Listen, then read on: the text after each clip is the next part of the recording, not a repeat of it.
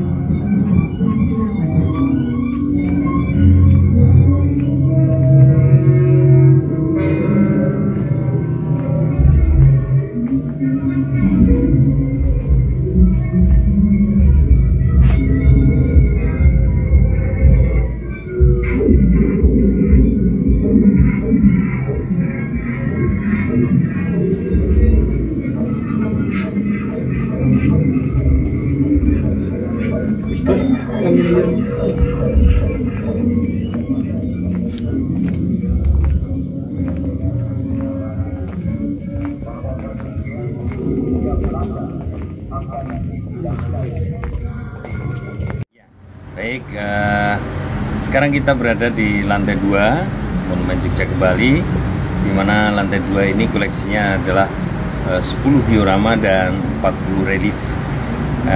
Diorama ini menceritakan sekaligus menggambarkan peristiwa-peristiwa perjuangan yang diawali dari peristiwa agresi militer Belanda yang kedua pada tanggal 19 Desember 1948. Pada saat itu militer Belanda mengadakan agresi ke lapangan terbang Maguwo yang terjadi pada hari Minggu jam 6 pagi 19 Desember 1948. Kemudian diorama yang kedua adalah pertemuan antara Presiden Soekarno dan Panglima Besar Jenderal Sudirman, di mana beliau, Panglima Besar Jenderal Sudirman, setelah mengetahui Jogja telah diduduki Belanda, maka kemudian beliau melapor Presiden di Gedung Agung, yang sekaligus Jenderal Sudirman berpamitan kepada Presiden Soekarno untuk memimpin perang gerilya ke luar kota Yogyakarta. Selanjutnya diorama yang ketiga adalah peristiwa perjuangan tanggal 22 Desember 1948, 3 hari setelah terjadinya agresi militer Belanda di Jogja. Ibu kota Republik Indonesia yang ada di Yogyakarta ini jatuh ke tangan tentara Belanda, dikuasai oleh militer Belanda, yang sekaligus pimpinan kita waktu itu, Presiden, Wakil Presiden, serta para menteri ditawan oleh tentara Belanda yang kemudian diasingkan ke Sumatera.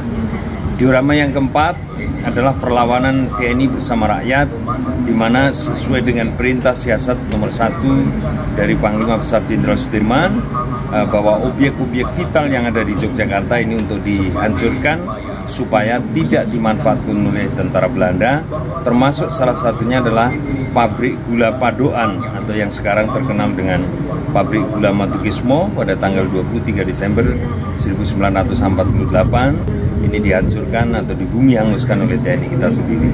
Kemudian yang kelima, konsolidasi Komandan Werkres 3, yaitu Letnan Kolonel Soeharto bersama staf yang berada di markas TNI ada di Desa Ngodo di Kabupaten Bantul, di mana disitulah direncanakan sekaligus mempersiapkan untuk mengadakan serangan umum 1 Maret 1949. Kemudian diorama yang ke-6, terjadinya peristiwa yang menghebohkan dunia saat itu, yaitu serangan umum 1 Maret tambah 9 atau yang terkenal juga dengan istilah sebutan 6 jam di Jogja.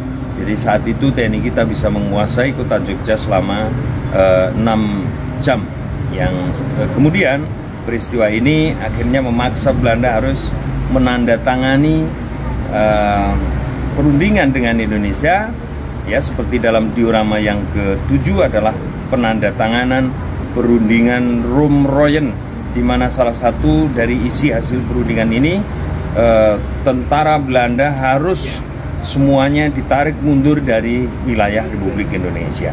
Maka kemudian diorama yang ke-8 inilah yang kemudian terkenal dengan peristiwa Jogja Kembali, yaitu kembalinya kota Yogyakarta ke tangan bangsa Indonesia tanggal 29 Juni 1949, yang ditandai juga dengan ditariknya mundur seluruh tentara Belanda dari Jogja yang dipimpin langsung oleh Sri Sultan Hamengkubuwono ke-9. Kemudian diorama yang ke-9, pertemuan yang mengharukan antara Presiden Soekarno dan Panglima Besar Jenderal Sudirman, di mana beliau tanggal 10 Juli 1949 Jenderal Sudirman pulang dari gerilya dan disambut langsung oleh Presiden Soekarno, Bung Hatta serta para pimpinan yang lain di Gedung Agung.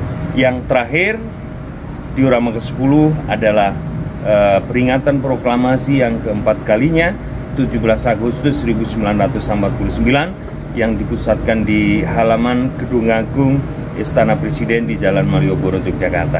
Kemudian setelah selesai lantai 2 yang kita saksikan diorama tadi, maka kemudian kita memasuki lantai yang terakhir yang kita namakan dengan ruang Garbagraha, di mana ruangan ini adalah difungsikan sebagai tempat untuk mengenang kembali peristiwa sejarah perjuangan bangsa Indonesia, sekaligus sebagai ruang hening, ruang untuk berdoa, mendoakan para pejuang, para pahlawan dan syuhada kita yang telah gugur. Demikianlah urutan kunjungan di lantai 2 serta lantai 3 Monumen Jogja Kembali. Pak, untuk pengunjung sedikit Pak, untuk di yang lantai ini, para pengunjung akan...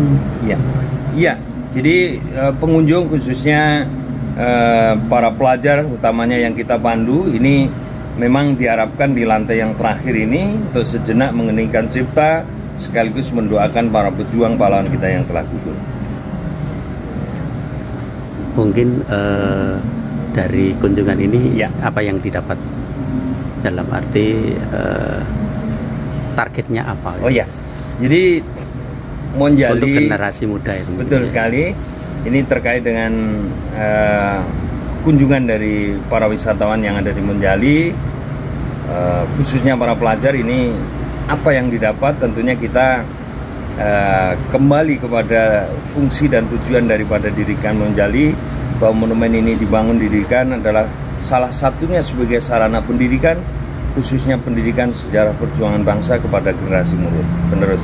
Sehingga monumen ini memang mempunyai posisi yang strategis untuk bisa melestarikan nilai-nilai perjuangan, sekaligus juga monumen ini adalah sebagai museum pendidikan kebangsaan kepada generasi penerus.